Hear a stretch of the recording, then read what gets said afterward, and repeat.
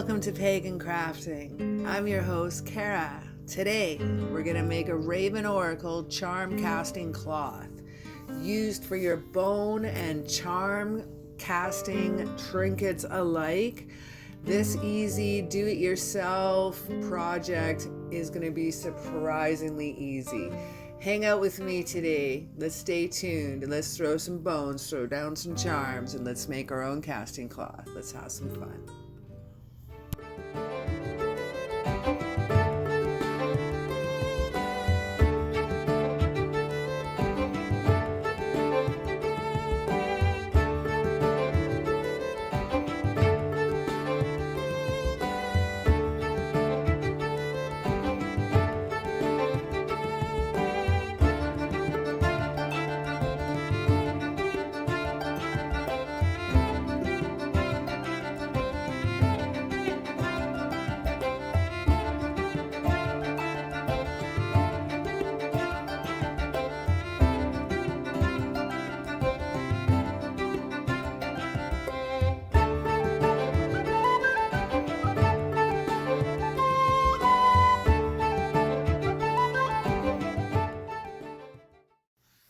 So the supplies that you're going to need for today are a piece of leather or a tightly woven cloth, upholstery scissors, a Sharpie, and a ballpoint pen.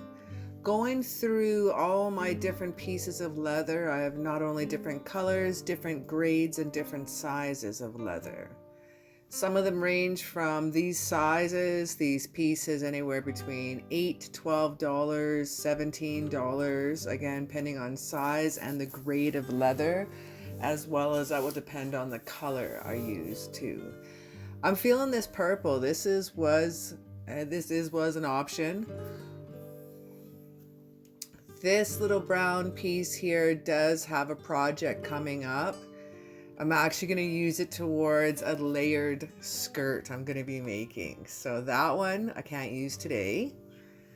That one was $11. So even though it's a smaller piece, it costs more. Most of these would be cattle hide, so beef cow. This one, this white one, is so extremely soft. It's about $14. And it is going to be used for a wedding project I have in mind for a friend's wedding coming up. Now this big piece of hide is thick, chunky, huge, and I have no idea what I'm going to do with it yet. So this one I'm not feeling for. I want a bright color. $15 for this one. This is all Canadian prices as well. Now this leather piece, I did trim off and kind of round off the corners. I had used this piece for some other projects, so this is trimmed down.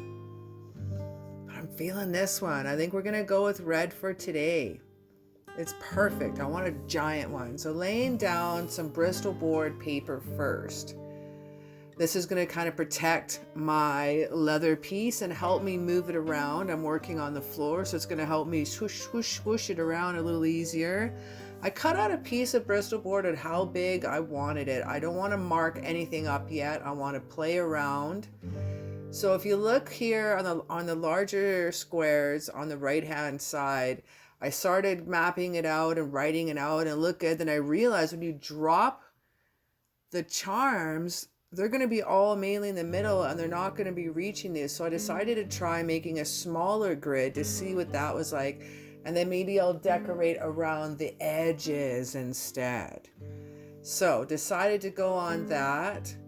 I cut out the smaller piece. I'm just marking here, just straightening it up. Leather doesn't come perfectly straight, so I'm just sharpening it up here.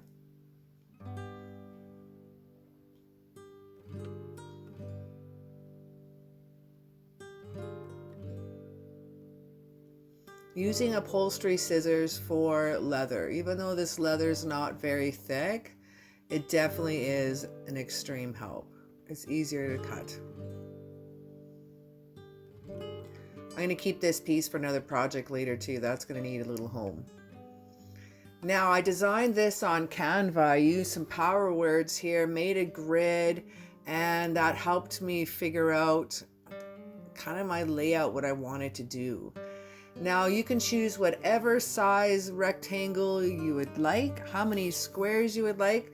So as soon as you figure out how many squares you want to figure out how wide they're going to be and how long they're going to be.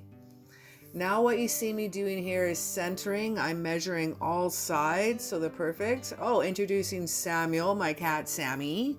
He's going to be helping out here, my little supervisor. So just marking out the little bits here. I wish I had a longer ruler. Thanks for the help, little buddy. I'm just doing some ruler here. Well, you can if you want, but I'm just trying to mark out some lines here. So using a ballpoint pen here first. Not quite yet, just wait, little buddy. Okay, okay, you hold it for me while what I'm going to do is I'm centering it, and I'm using the paper as a straight edge too, because I really needed a longer ruler. You can help me out, little buddy, thanks. My turn now.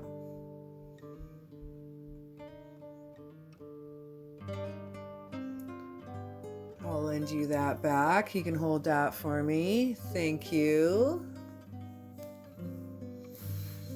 Now you want to be, what I did on my piece of paper, I measured out exactly where everything, oh, just hang on a sec.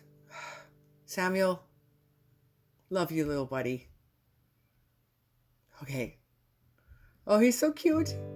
I just need to play and have a moment. Okay, back to work. Okay, so I measured this out exactly. Bit by bit. I wanted this so bang on. I'm a little neurotic when it comes to measurements. I'm a woodworker, so I like everything dead on. I prefer definitely using inches to centimeters.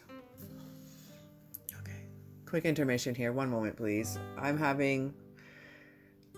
He's helping out. He's like energizing up my mat here. My goodness. I just need to give him some love. Give me a moment here. All right.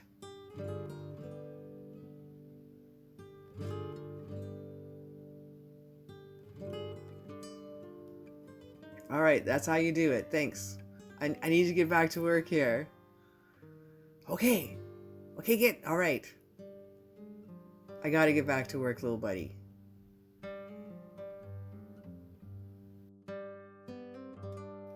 All right, please excuse me. It's time to get going now. Thank you.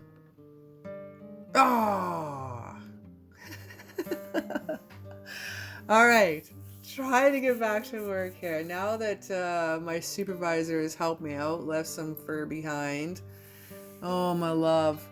So now I found a longer stick. I went searching through some wood scraps, and I found a straight edge. And what I did is I marked on the edge line all my little 2 3/4 inches minus 1/8. I don't know what that would be. Probably 5/8 is what I did here. It doesn't matter any of the measurements because all your squares and rectangles are going to be different than mine. What I'm using here, I did a little sample before I wrote on anything. I'm using ballpoint pen first, and then I'm using Jiffy marker to line everything afterwards. I'm marking it very, very lightly with the ballpoint pen. Now Sharpies, grab yourself a brand new pack. You want them sharp, you want them new. This one's a little duller because I've used it already for some lining on some other work. So I'm using this to do my lining. But when I do my lettering, I'm going to use the sharpest Sharpies that I could use, and that way my lines will be nice and tight, and I can make them and get into some smaller little corners as well with the letters. Again, using a longer ruler is so much easier.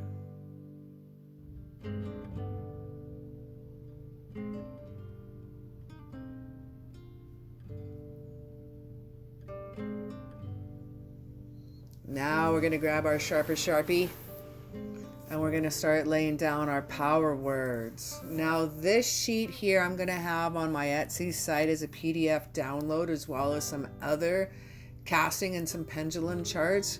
So if you wish, you can download this separately, or you can rock in with all the sheets I have together as one whole family, whichever is easier for you. Now, because I was working on leather, it is not perfectly flat. It is not like cloth. It is not like paper. So you will have to stretch it out with your hand, as you see that I'm doing here. I'm holding, so I'm not hiding what I'm doing. I'm actually stretching it out as I go along. And there's Ponyo, my other kitty, my daughter's kitty. I'm holding the camera here, so I'm not stretching out the leather as I go. So I'm trying to look cool here, but that was a little more difficult to get this shot.